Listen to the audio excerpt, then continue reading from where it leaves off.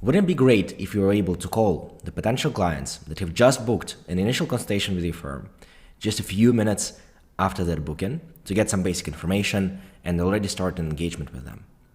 Surely very little firms are doing that, especially because obviously it is quite hard to keep up with all the leads, and usually the legal staff doesn't have enough time in the day to be able to do so. But now there is another solution: AI voice agents. Let's check out this demo that I've just built for a fictitious estate planning firm and see how it works in practice. So here in front of me, I have a booking form. You could have it on your website. You could have a separate form for leaving just some basic information about the client, potential client, and then selecting a time for an initial consultation booking. So let's say we want it for this Thursday, 10 a.m. Let's click submit. And in just a second, we should receive a phone call on my phone right here. And just like this, we're getting an incoming phone call. Let's answer it. Hello there. Hello, this is Jessica calling from ABC Estate Planning. I'm following up on your recent initial consultation booking. Am I speaking with Martin? Yep, that's me. Great. Thank you for confirming, Martin. I'm calling to gather some brief information to help us prepare for your consultation on Thursday, the 5th of September. This will only take about 2-3 minutes. Is now a good time? Yeah, sure, go ahead. Thank you, Martin. Could you give me a brief, about 1-minute summary of what you're looking for in terms of estate planning and why you reached out to us? Well, I recently got engaged and my fiancé and I planning to get married next year. We thought it would be a good idea to start thinking about estate planning. I'm not sure what we need, but I know we should probably have wills at least. We're also thinking about buying a house together soon. Thank you for sharing that, Martin. Congratulations on your engagement. It's great that you and your fiancé are thinking proactively about estate planning. Is there any specific event or deadline that's driving your need for estate planning at this time, besides your upcoming marriage? Not really hard deadline, but we would like to have something in place before we get married next summer. And if we do end up buying a house before then, we'd want to make sure that's set up before. I understand. Thank you for clarifying that. It's good to know you're planning ahead for these important life events. Lastly, I'd like to ask how you found out about our firm. No, I actually just found you guys on Google Maps. I really like the reviews.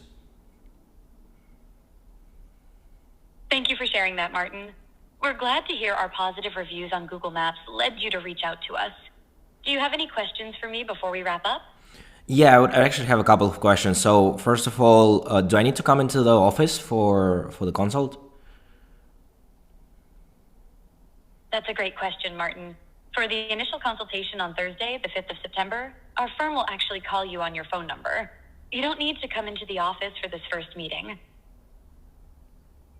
All right. And the second question would be, what would be the price of your packages? That's a great question, Martin. The attorney will be able to provide a detailed answer about our pricing and packages during your initial consultation. They'll be able to assess your specific needs and recommend the most appropriate options for you and your fiancé.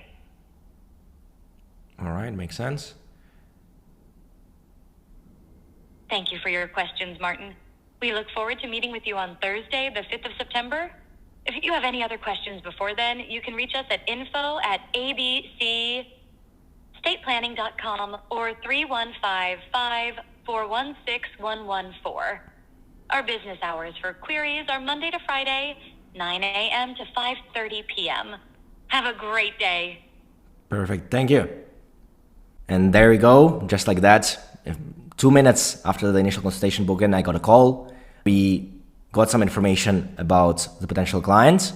We had a chance to establish first contact. And as you'll see in just a second, all that information was automatically saved as well to our CRM, or case management system. We have Lomatics over here, which was the form that I initially showed was built on top of. As soon as the form and the appointments were submitted, then it created a matter inside of the CRM. And once the call has been completed, it automatically as well updated the matter with a new note. Let's see. So we first have this appointment scheduled, which is for Friday. And then we have this other node that was created automatically by the automation, informing that it was an AI phone call. We have a summary of all the most important questions that we needed to ask about the client. So client needs, for example, says here, recently engaged couple planning to get married next year, looking for estate planning, including bills at minimum, also considering buying a house soon. The timeline and the deadline before summer, the referral source, Google Map reviews, and then any of the client questions that they had. In the transcript as well, we have the full conversation in between the two, and it's correctly marked, for whenever that call actually happened. Now, in just a second, I will show you how this was actually built. Actually, not too complicated, just 2 Zaps and 1 voice agent set up on Vapi, an AI voice cloning platform. Now, is AI voice cloning now perfect? Definitely not. There are still a few quirks. Sometimes it pronounces some words incorrectly. Sometimes there are a few weird delays. But honestly, it's getting very, very close to what you could expect from just an entry-level person working at your firm. So the question is, does it have to be perfect? And in my opinion, the answer is no. So if you're working in a high volume environment where you're fighting for the leads that may be coming in, for example, imagine you are processing DUIs, and obviously speed there is extremely important. What other firm will be calling up their potential clients 2 minutes after they request information? I imagine very little. And so if that will be the thing that is needed to actually help engage that lead, and okay, even so it's not perfect, but it's already better than the other firms which will just get to them in a few hours, then I think it could be a very interesting use case. Also for situations that are less critical, right? Obviously not discussing any legal issues with an AI voice agent, but again, for getting some basic information about the client, this could be perfect. And again, any of those like high volume environments, the system only needs to be better than an average human for it actually to make sense. And we'll also talk about costing in just a second. So let's now actually see how the system is set up. As I mentioned, it's 2 Zaps and 1 voice agent set up on Vapi. So first of all, let's go actually to the Vapi dashboard and show you how this is set up. So in here, we have the main section is the prompt. So we have a first message, which will be our introduction. And then we have the system prompt, which is actually explains to the model what its task is, what is the script is, and what kind of information it has access to, right? So we are explaining what its role is. We are passing then some dynamic variables, which I'll show you how to edit in Zapier in just a second, the person's name and the initial consultation date. And then I have the script, right? So first introduce yourself, explain why you're calling, ask if it is a good time or not to speak. And actually here as well, if they say no, we can then potentially as well have a branching logic, which will ask the person for when is a good time and then create a task automatically as well in the CRM for a human, for example, to call later on, or for the system to try again in a few hours.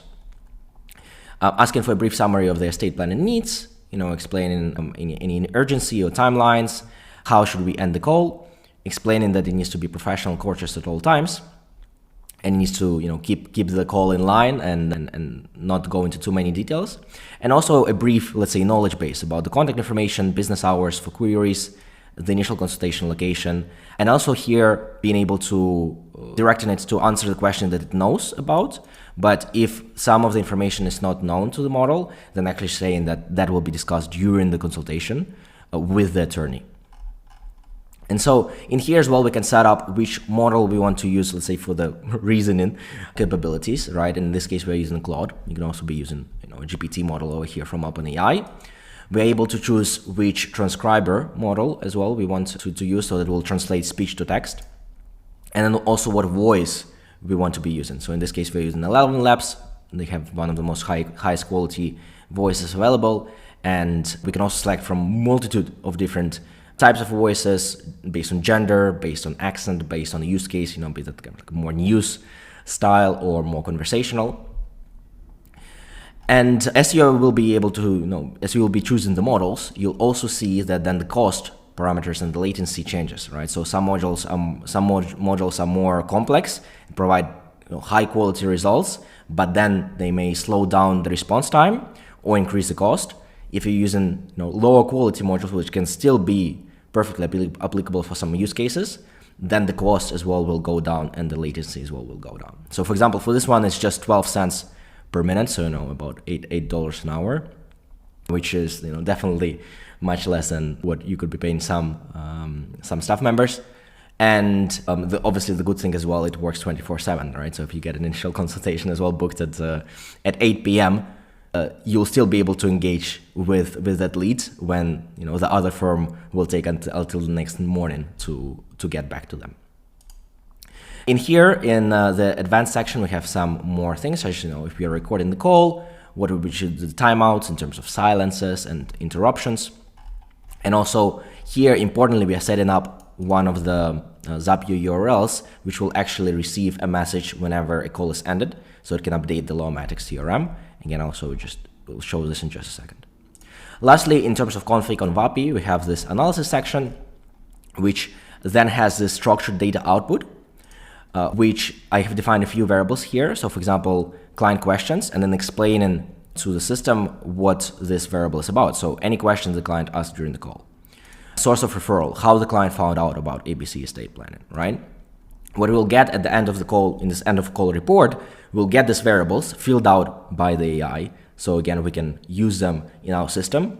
The cool thing is as well, you can parameterize them, right? So for example, for sources of referral, you can say applicable option are, Google Maps, referral from a friend, and for example, Google Ads.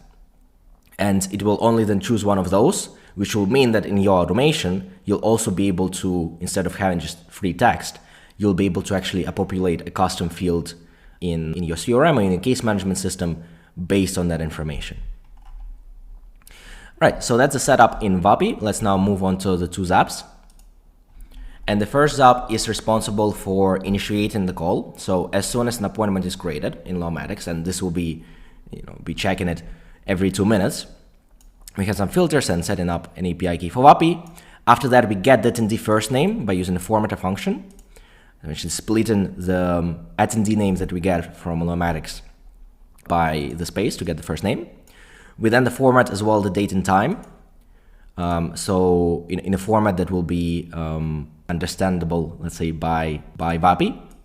And after that, we are initiating the call. So in this case, Vapi doesn't have direct integration, native integration with Zapier. So we're using a custom webhooks by Zapier call over here. In it, we are defining the name that we're going to give to the call. That's just for internal login purposes. I say form follow-up, matter number, and whatever number we actually got from Lawmatics. The assistant ID that we're going to be using, so that's set up in here in Vapi. When you set up a new assistant, you'll be able to get its ID over here. The customer number, put in the attendee phone that we got again from Lawmatics. Customer name, the full name of the person. And then in this assistant overrides variable values, and then whatever that variable is, we are actually populating these variables in between the curly brackets that we had in our text. So for example, the person first name or the initial consultation date. So populating the name and then again the initial consultation date. We are then also passing as a variable the matter ID, so that once the call is complete, we'll actually be able to reference then and update the matter in Lawmatics. And then the phone number ID that we'll be using to call from. Again, on Vapi, you can buy phone numbers and you can bring your own, and you can define its ID over here as well. As for the second Zap, it's responsible for processing the end of call report that will be submitted by Vapi once the call has been completed.